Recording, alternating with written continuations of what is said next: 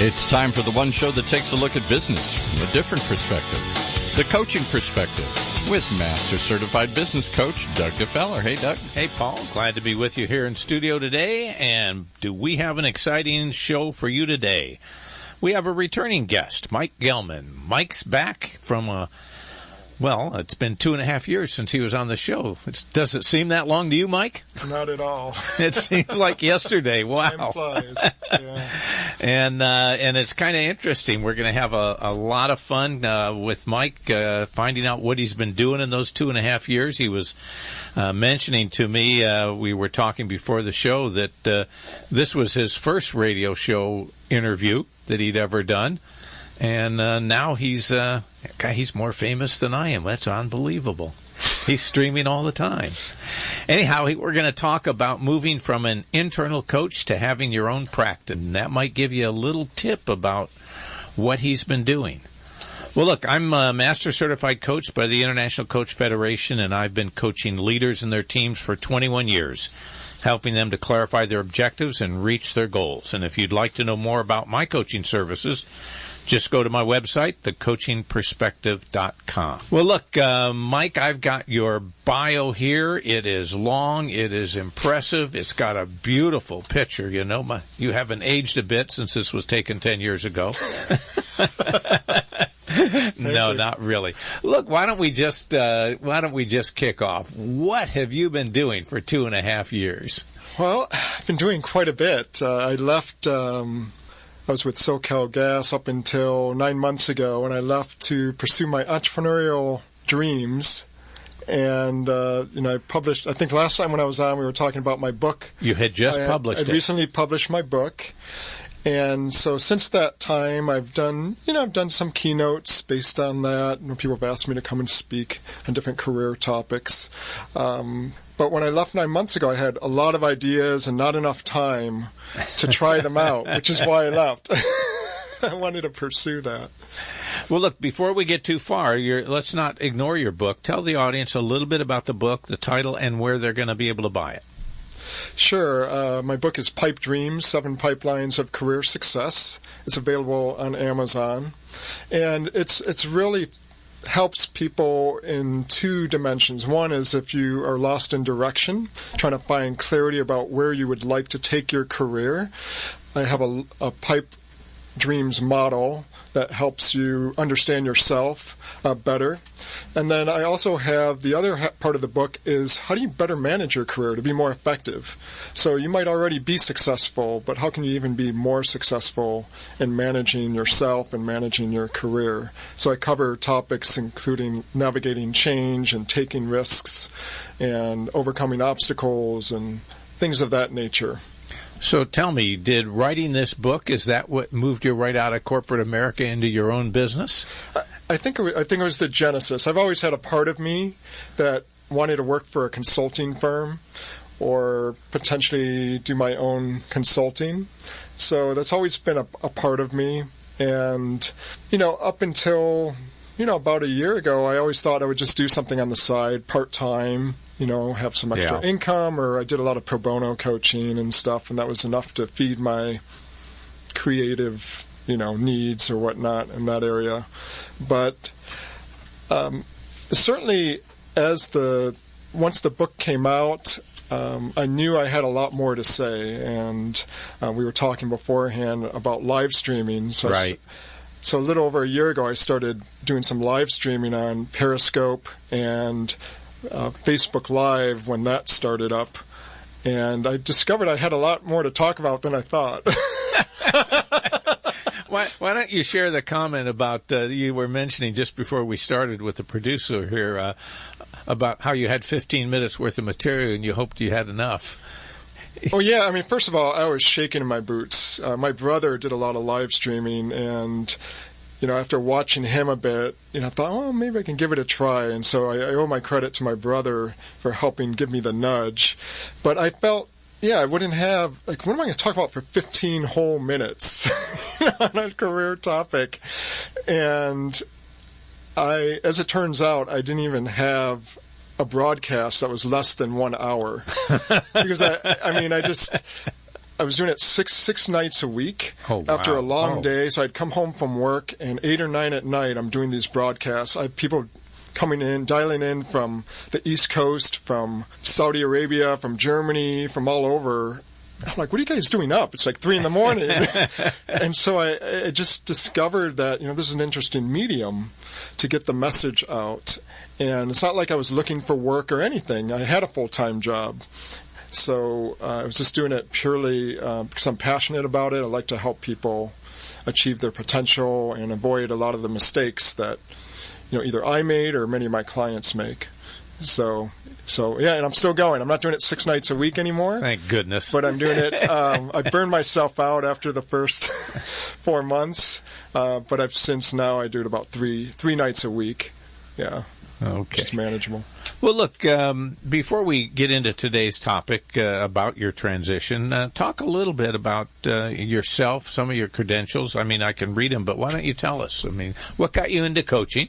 And you're a certified coach. Yeah, I've been coaching for close to 20 years now. When I was in graduate school, I started coaching at a one-stop career center, working with all types of people, housewives who needed to work for the first time because they were recently divorced or widowed, to factory workers that had been laid off, to PhDs. And so that started my appetite for coaching. Mm-hmm. And it's always been part of my job, although most of my career I spent just coaching leaders to be more effective leaders, as well as doing a lot of team development and conflict resolution. But the last 8 years or so, I really realized that I wanted to focus more on coaching itself, and in particular career coaching. So I took stock. What am I good at? What do people seem to appreciate about me? So I pursued getting the coaching certification. So I have an ACC certification, which is the International Coach Federation, as you know, is like the premier certifying body. There's other ones out there too. Yeah. And so that was the path. I went back to school, so to speak. Yeah. And went through a couple of their programs and launched a career coaching center and managed the executive coaching as well for the company's employees. And so that's what helped fuel my passion and build my confidence as well, just to take the leap, to try things out on my own. You're not the first person I've talked to that had the benefit of being in a substantial size company and convince them that, hey, they should have more coaching involvement, more coaching available to leaders, to employees, and was able to get their coaching training, was able to get their coaching experience, while at the same time helping the business. So it was definitely a two-way street. It wasn't, hey, teach me and I'm going to leave kind of thing. Yeah, no, not at all. I mean, there was a definite need in the company from the employee engagement surveys, in terms of what employees needed, in terms of career growth. There was, as well as a strategic priority in the organization, part of the strategic plan to invest more in that for employees. So, and plus a lot of the internal consulting I did, the theme kept coming up over and over again. So it was a win-win, because I was passionate about it, and it was a high need in the organization. Yeah. You're my impression of you, and I don't know you that well, but we've talked a number of times, is you're a pretty analytical kind of guy. You're not that impulsive. What made you decide to get your coaching certification? Why did you think it was important to become a certified coach through the ICF? For me, there are two things. One was mastery. I wanted to develop more depth in my coaching, and the other was credibility as well. That for me, it's just always been important. I love to learn, so to me, it was just a natural outgrowth. I'm always learning something, and so for me to pursue that, I researched different options available, and I knew that that's a direction I wanted to move in. So if you want to become a librarian, you're going to pursue a path for that. If you want to become a doctor, there's a path for that. And for coaching, it's an interesting profession, isn't it? Because the barrier to entry is very low. Anyone, essentially can call themselves a coach. Yeah, if you go around calling yourself a doctor, somebody's going to come put you away pretty soon, right. You know. Or if you just go around saying, I'm now a policeman, there's certain laws right. against that. Coaching people are able to get away with saying, yeah, I'm a coach. Yeah, and you see that all over the place and on social media with all the marketing things, you know, that everything's put under coaching. And when I listen to some of these things, I'm like, well, that's not really coaching, but so it's easy for people to do that. So I wanted to make sure I could truly not only skill-wise back it up, but also have that credibility. Okay, good. And you're active in the ICF. You were mentioning you're involved in some activity with them right now on a national basis. Yeah, I'm in the local chapter I'm a member of, and as well as the national. And just yesterday, I'm part of one of 6 evaluators for this coaching culture award called the PRISM Award. And the ICF basically solicits bids or applicants for this award from all over the world. We had some amazing companies, large and small, many different, about 8 or 9 different industries. And so we were evaluating their applications, and we had a whole process for evaluating, and we had finalist interviews, and just yesterday we were meeting to discuss that and kind of determine, okay, who has the best coaching culture according to the criteria that they have. So that'll be announced in August. And we won't find out on this show today. You will not find out at all on this show. I mumsed a word. I almost hesitated to ask you for fear you'd slip, but no, we're good. Yeah, and so that was a great experience because, again, that was a learning experience for me too. I had done it in my previous organization, but I wanted to know more in depth what others are doing. So it was a great experience to be a part of it. Okay, good.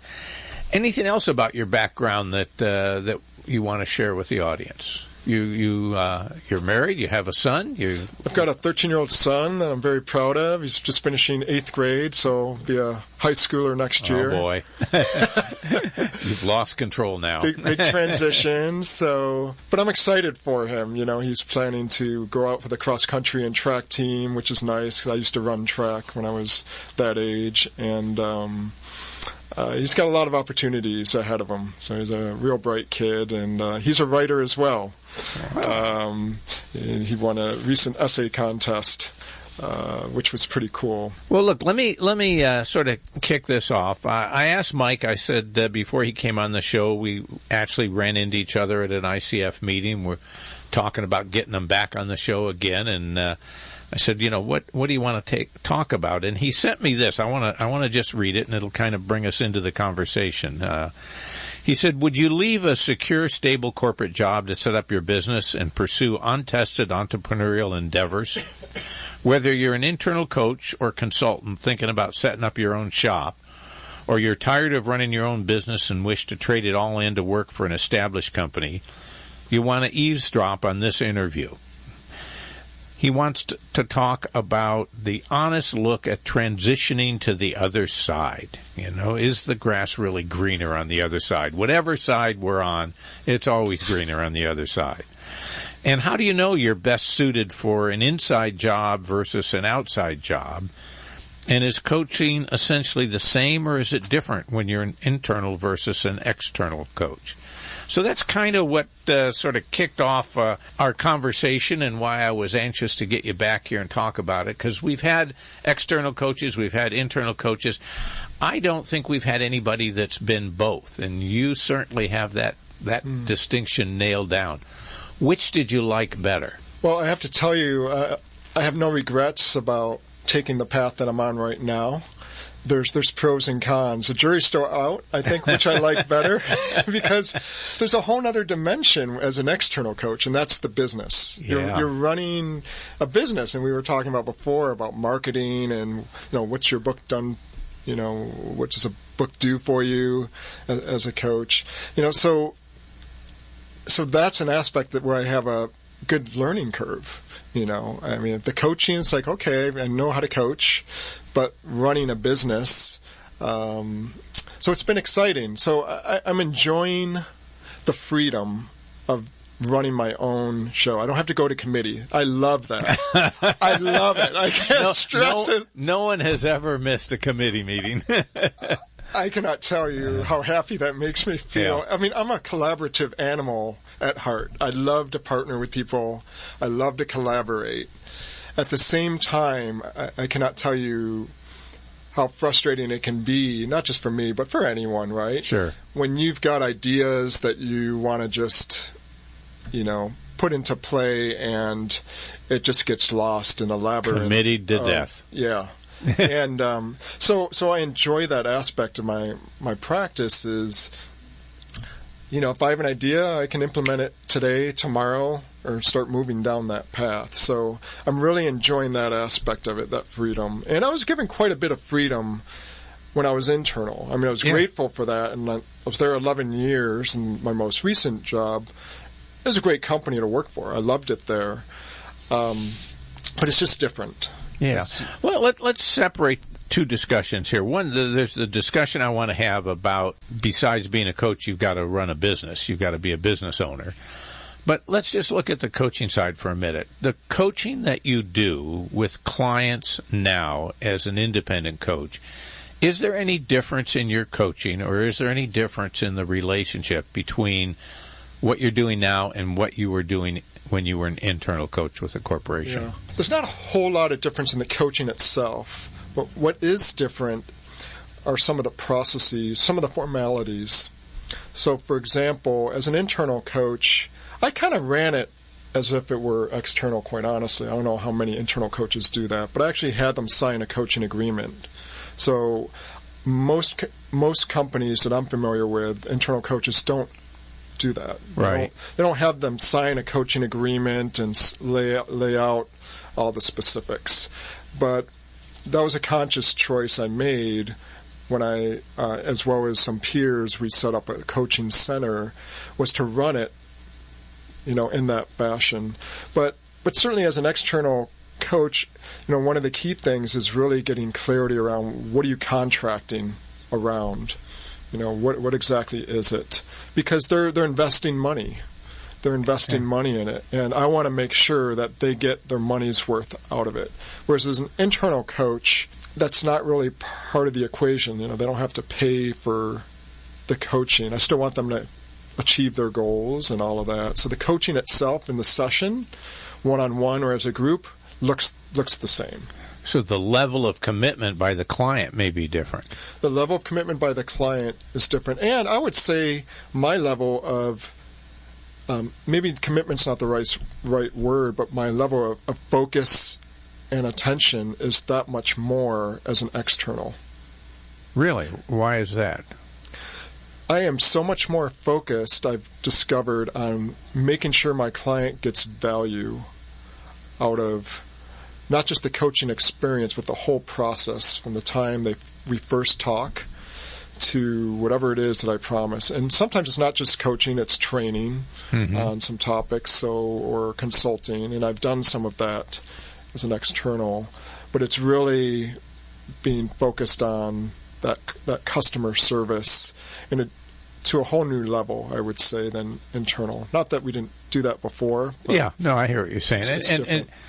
And I think I've seen some of that in my own practice. I've always been an external coach, not an internal coach. But I've noticed a difference when the person in the company hiring me is the key executive that's, in a sense, authorizing the payment.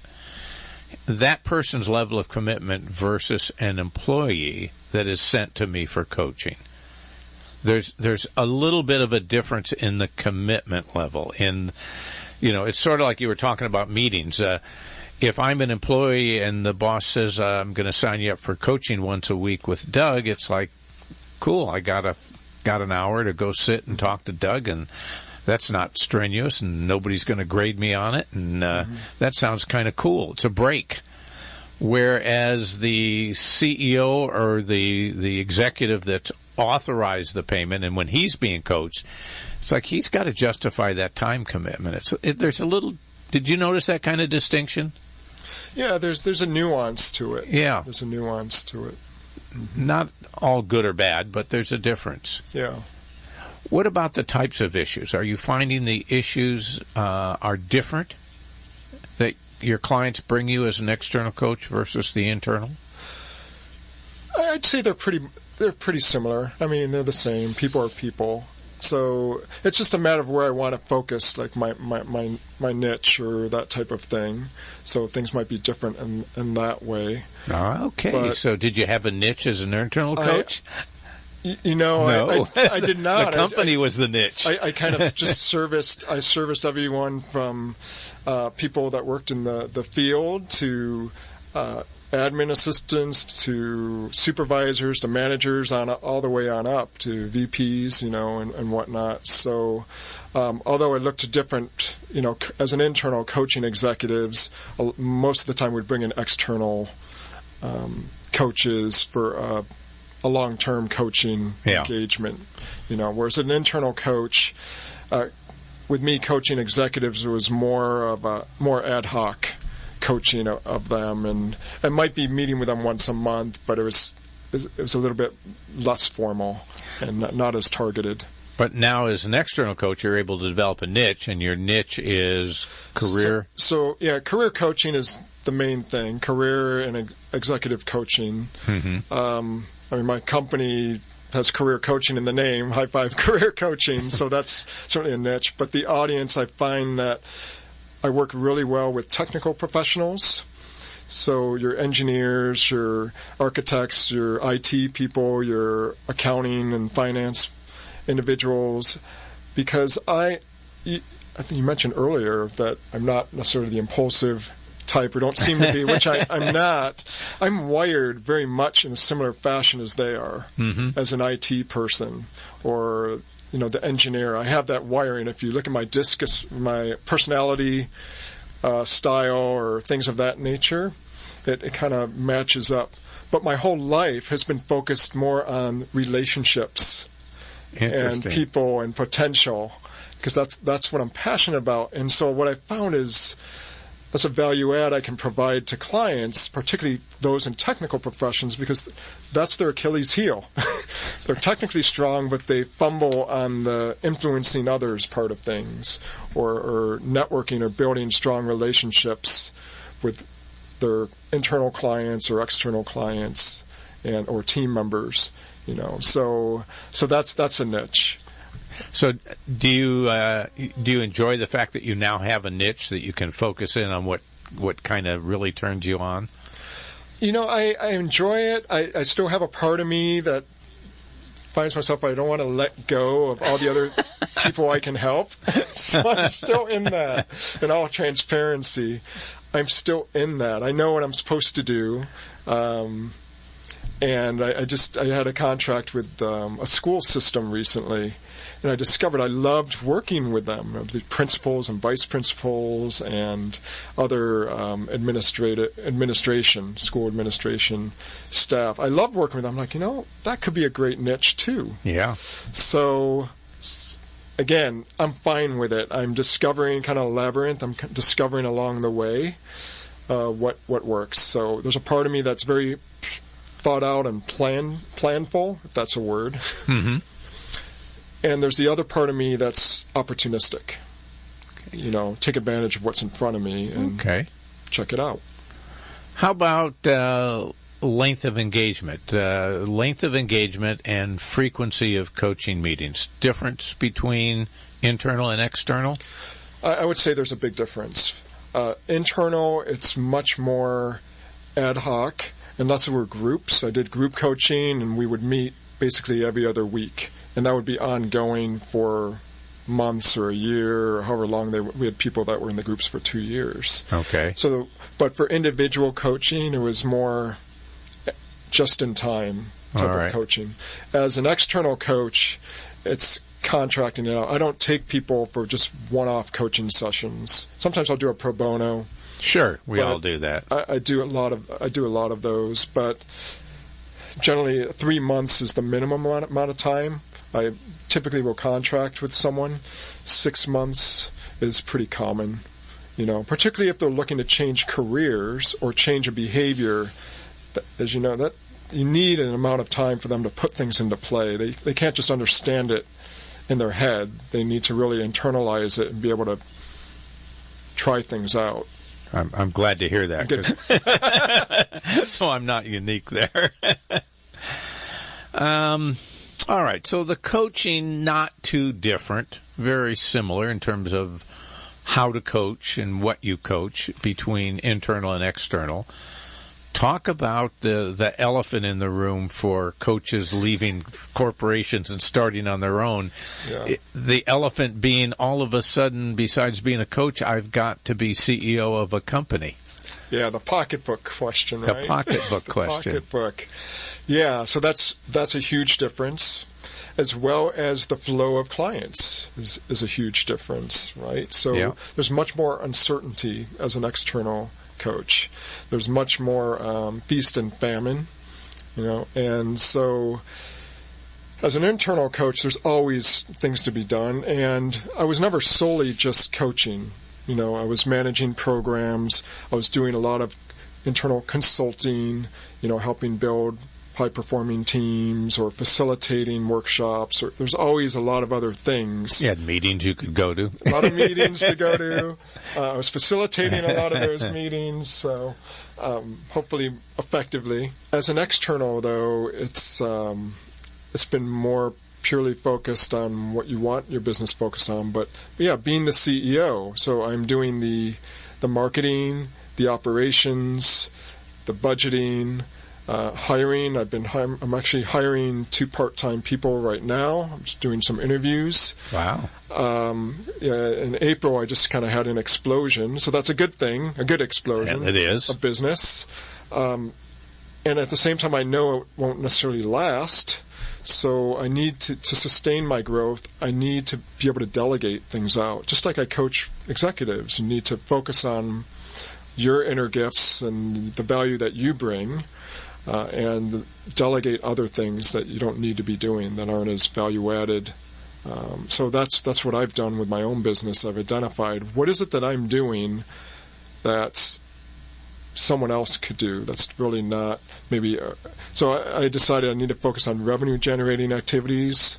I need to focus on the actual coaching services and training delivery of that, and focusing on new programs, products, services that I can provide. That dream time, to conceive of that and to work on developing that. So that's the best use of my time, what I've decided. But right now, I'll spend 3 hours working on my website. I'll spend an hour and a half setting up a client to do assessments, for like the workshops I recently did for this one client, just getting them set up to take an assessment. I could easily have an executive assistant do that part of it, and that'll free me up to spend my time meeting with people or working on other parts of the business. So there was a choice you had, whether you made it deliberately or you're making it progressively, when you set up your business, as to what was the business model that you were going to create. Was it going to be just you, I'll do everything myself, from emptying the trash can to doing the coaching, or am I going to hire other people to help me coach, or am I going to be the only coach and I'm going to hire other people to do the non-coaching things? So what was the model that you decided to pursue, and how's that working? Yeah. Well, really, Doug, I was under no false illusion that I would do it all myself. I grew up in a family of entrepreneurs. I know a lot of people, a lot of entrepreneurs and colleagues who are external coaches. So I've known them over the years, and I've absorbed their lessons. And so I knew when I was making the move that basically I wasn't very strong at promoting and marketing. So I was like, I'm going to need some help there. I've never heard that from a coach before. Surprise, right? So it's like I invested in a program that helped authors and other folks do some marketing around some of their businesses, and they have coaches that are experts at different marketing aspects of it. So I've utilized some of their services.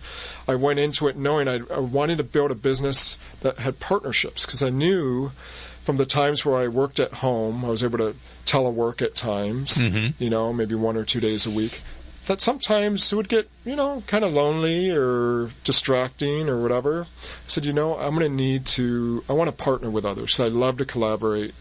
And so I wanted to build a business where I could partner with other coaches.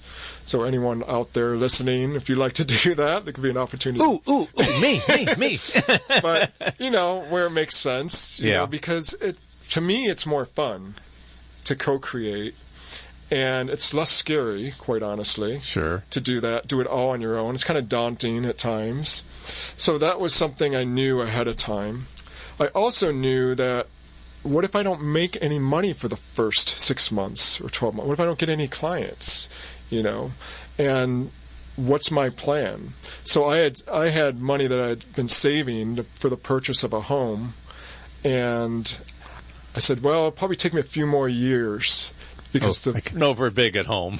Yeah, and I'm just like, what if I just repurpose that and use that as my seed money for my business? So that's exactly what I did. And I just basically took it from one bucket of investment, and I said, I'm going to invest it in my business, and I'll draw from that as I need to. And so that's what I've done. And I knew I could get by for probably close to a year, if in the worst case scenario. Okay. Fortunately, the worst case scenario hasn't happened. I've gotten clients. We're knocking on wood here. I've gotten some checks. Yeah, good. So that's good. And so it's kind of like my attitude's like going to Vegas. I take what I can afford to lose when I go to Vegas, and how long can I make that last? Yeah. And so my attitude with this business is, okay, how long can I make those savings last? And by getting new clients and all that, and not worry too much about the money. Because when you're worrying about the money as an external coach, it shows up, I believe, with clients. You show up as needy, or you're willing to take any client that might not be a good client. And I never wanted to be I never wanted to be in that position where I was desperate to take anyone. Lack of money has a way of testing your values. Sure. Okay. Whatever you do. Yeah, and I see it in my clients who are wanting to change careers, and they're afraid because they have great benefits of where they are, or they've had the steady paycheck, and they're afraid of the what if. And that's what holds people back, and that's what has many people take the first thing that comes along. Yeah. And it's not necessarily the best fit, and then they're miserable. They were flattered, they took the first thing that came along, so they're afraid another opportunity might not come up, and then they're miserable. So it's a challenging place to be when you're in that frame of mind. Did you create a business plan? Did you write down a business plan? Yes and no. So yes, I did have a business plan, but it wasn't a 30-page document. Oh, that's okay. All right. Yeah. As an entrepreneur starting out, you don't need a 30-page document. I pretty much had about I'll have to dig that up, about a 5-page plan or so. I kind of knew, okay, what type of services do I want to provide? What audience am I going for? Okay, I'm going for Fortune 1000 type companies. I'm also going for individuals. I'm going for, technical professionals, athletes. That's another passion of mine. Olympic athletes, professional athletes who need to make a transition, scholastic athletes, make a transition, and non-traditional students going back. So I knew some of these things. I wrote them down, and I had goals that I set. I had some financial targets that I set, all of those things, how I was going to market, things of that nature. But, as business plans go, you deviate wildly from what you originally they say in the military that the best battle plan does not survive the first 5 minutes of the engagement. Yeah. You need a plan. You got to know where to start, but you need to recognize that it will be modified immediately based upon circumstances. Yeah, based on what you come up against. Yeah. Okay, so we talked about that. What's been the most surprising thing to you about having your own business? What didn't you anticipate? Oh, man. That's a good question. What's surprised me is, in all honesty, what people are willing to pay. which is more than I thought. Because I think the challenge for many coaches, from what I hear, or consultants are, what am I worth? What am I worth? Wrong question. What is it that what is the value of what you're providing? Yeah. Not what you're worth. Exactly, right? Yeah. Exactly. So kind of going through that process and the shift and learning to say, what's their problem? What's their challenge? And what's the value that I can offer to them to solve that? What's it worth to them to have that problem go away? Yeah. And so once I was able to train myself to, number one, think more like that, but also have the conversations in that fashion, then you can charge whatever you charge. You don't have to worry so much about it because they'll determine the worth to them, the value to them, because they've been struggling. They're coming to you for a reason. They're frustrated. And so what they've tried before hasn't worked, so they'd be willing to pay. This is an interesting discussion because most coaches want to create a menu much like the restaurant that says, here's what I'm offering and here's the price. And anybody coming in the restaurant, no matter how hungry you are, that's the price and that's the menu. What I hear you saying is, depending on what I'm providing to you will depend on what you're going to pay. Is that right or not? Well, yes and no. So, I have a hybrid, right? So I do have coaching packages. Sure. To make it more tangible for people, particularly if they're new to coaching, like what exactly am I going to get? Like what's the benefit to me? So I do have coaching packages, and I do have a number in my mind for each of those packages, but it's not something I advertise because, in all honesty, I've customized every single client. I customize what's offered because their needs are different. Nobody's cookie cutter.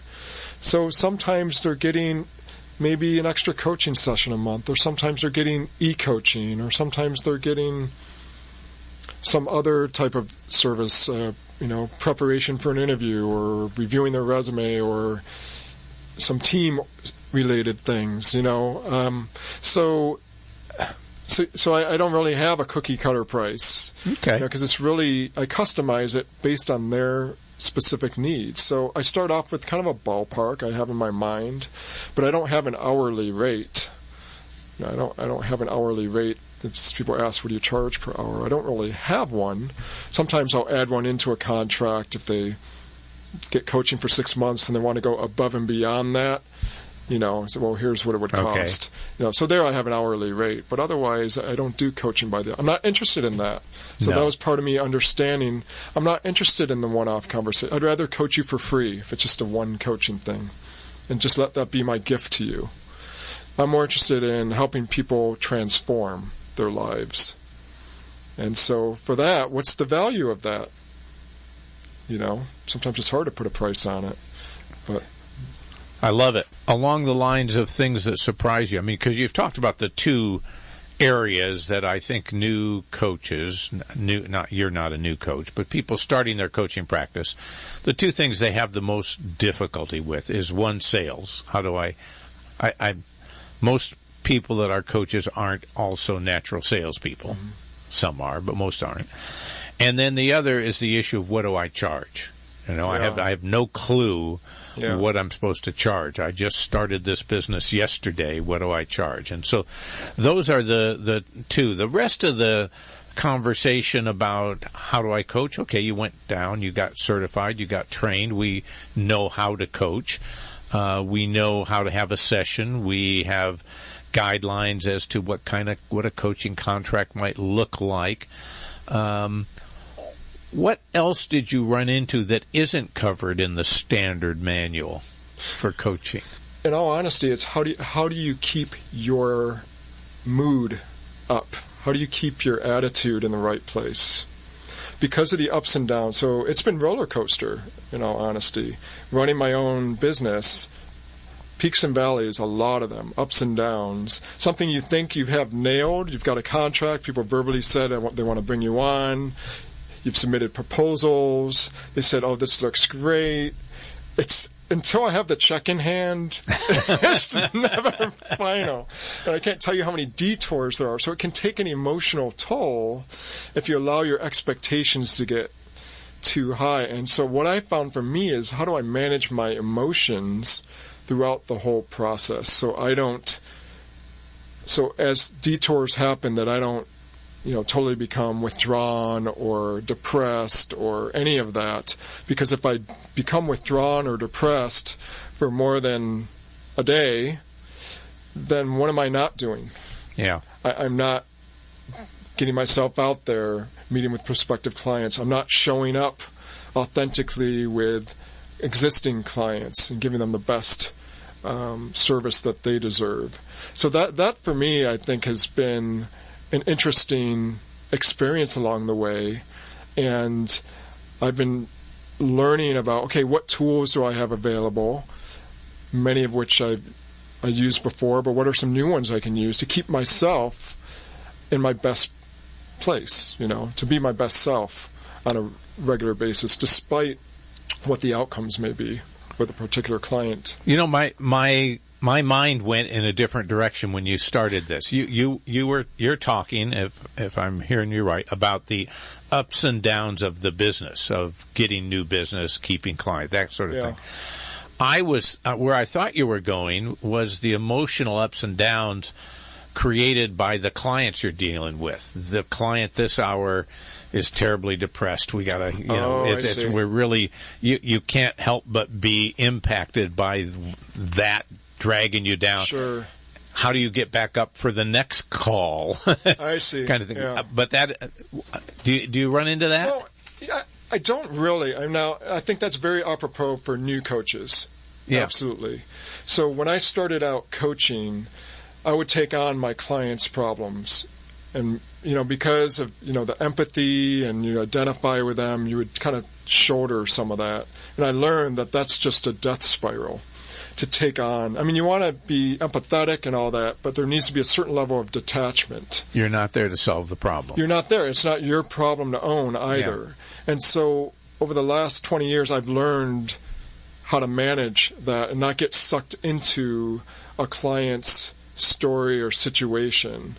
And so that's been really key in terms of managing myself. So, therapists oftentimes can run into that too, right? You're dealing with some pretty deep issues and you could be drained. So for me, with my coaching clients, it's really just, it's their issue, and I'm here to ask them questions to help them discover their own answers, because it's their problem. It's almost like, and if I ever slip into owning the problem, Doug, what I do is I visualize myself with my hands tied behind my back. Right? I like it. I don't have their expertise. Yeah. There's nothing, even if I do, right? I don't have their expertise. Like, I would have no way of knowing what the solution is to their problem. So I bring myself back there if I ever catch myself sliding into that. Because to be a good coach, you don't have to be an expert on their work at all. Maybe as a consultant you do, which is different than coaching. Yes, that's different. But as a coach, you don't need to. Sometimes it can be value added to understand. It's like understanding the language. But so that in terms of regulating my mood or emotions, that's not an issue for me now. But it was certainly when I was starting out. Yeah. Certainly. You work out of a home office? I do. Okay. And is all of your coaching over the phone, or is some of it face-to-face? It's a mix. So both. Both. It's a mixture. Okay. Most of my coaching is by phone. All right. I'd say 80% of it's by phone. I also do Skype. So I have one client where we do Skype sessions regularly. And I had a coaching session earlier today. It was on site, on the client's site, for the business. So that was face-to-face. But face-to-face is a minority nowadays. And a lot of people, I think, are more comfortable these days accepting that, and they don't have to travel. They don't have to, less hassle. Nobody wants to get on the freeway. And especially in where we live. Yeah. If you have an afternoon coaching session, nobody wants to have to fight traffic. Why not go home an hour earlier and we'll just coach by phone. And for me, for my lifestyle, I was sharing you with my vision is to be able to make money while I'm just relaxing on the beach. Yeah, I wasn't going to tell your clients that. But, I mean, that's one thing I love about coaching is it's mobile. I can do it anywhere and be effective. I have a coach, and we've never had a face-to-face coaching session. I've used him for a few years. And, on and off, there's been periods where, I haven't needed to use them, but it's all been my phone. Okay. It's all been my phone and very deep conversations. I mean, and I think it's important for any coach to have a coach, by the way. So if any listeners are looking for a coach, I always recommend this. Well, how do I find a good coach? So one of the questions you can ask is if they have a coach. Yeah. And if they don't, something to consider. In my view, it's important to have a coach. Well, look, we're getting close to wrap-up time here. What else did you want to share that we haven't gotten to? When I announced I was leaving after 11 years, the most common question people came up to, they said, "Are you scared of going out on your own? Do you have clients and do you have clients lined up?" Oh, yeah, yeah. And I didn't have clients lined up. I had some prospects, I had some conversations, but nothing firm. And for me, what enabled me to go out on my own was, I said, you know what? Yeah, I'm scared a little bit, of course. But the level of me being scared of the unknown is far below my excitement and my passion for putting out into the world what I feel I have to offer. And I said it's way up here, above my head in terms of all the ideas I want to just experiment with and put out there. I love to just experiment and all that. And so, yeah, sure I was scared a little bit. Sure I didn't know, am I going to succeed? Am I going to fail? Who knows? Now, I'm pretty optimistic, and I think I've been growing. My business is growing and doing well. Fortunately, it will continue. And that's why I'm like, okay, what do I do to get to the next level? But I think that's a key thing is leaving for the right reasons. So if you're an internal coach going to the outside, why are you leaving? And if you're leaving because you just want to escape, I think eventually that might not lead to a good end. Because what's going to sustain you during the difficult challenges that you have? You're trading off one set of challenges for another when you become an external, right? Yeah. And so, but it's your passion for it that's going to keep you going. It's your drive and motivation that's going to sustain you through all that. So for me, that's something that I would add. And vice versa, if you're an external coach, an outside coach, you want to move inside. Because when I was coaching, we had a lot of people that were external coaches or consultants that wanted to come in, and that was one of the questions we would ask them when we were hiring them is, why, you've been doing this, you get paid a lot more, I'm sure, than we can pay you. Why do you want to come inside? And they would say, well, they got lonely. That was the most common one. Well, lonely and the lack of stability. The steady paycheck. They missed the steady paycheck and benefits. So those were the most common reasons why someone decided to go inside, to become an internal coach. And so for me, I left all that. I left, a six-figure, salary. I left amazing benefits, incredible benefits, and all the client work and work I could handle. I mean, I left a lot. But for me, I had an unmet need, and that was I felt I had another area to explore, another chapter in my life to explore. So I left on good terms. I gave 2.5 months notice. I worked with the transition, so I left on good terms. And in fact, I, just recently contracted back with one of my former clients.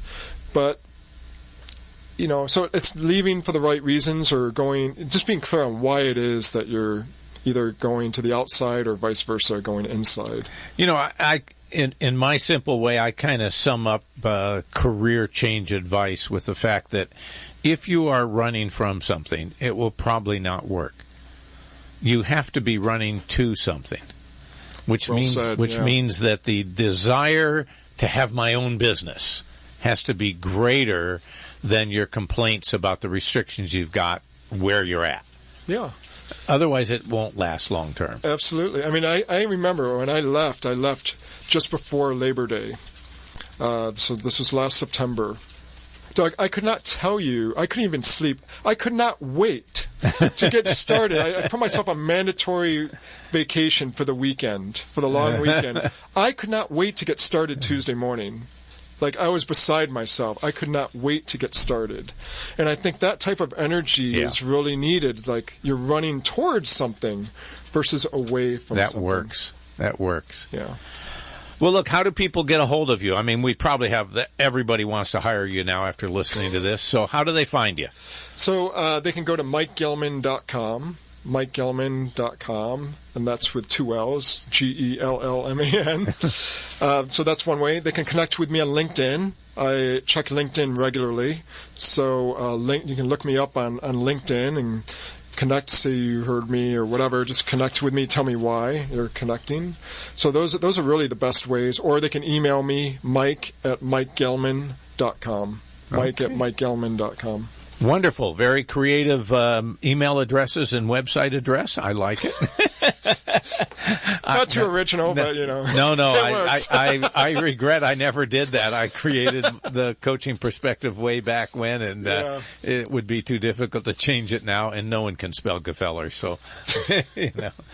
Mike, it has been a pleasure having you back on the show. Really, this has been a frank, open discussion about the challenges of creating your own business. I think it goes way beyond creating a coaching business. We did sort of base it on that, but I think it would apply to anybody thinking of leaving a company environment and going out and being an entrepreneur. Yeah. So I appreciate thank you for having me. Yeah. Oh, thank you. And we'll look forward to having you come back again. Yeah. Great. Well, again, welcome back to the Coaching Perspective radio show community. Thanks, Doug. All right.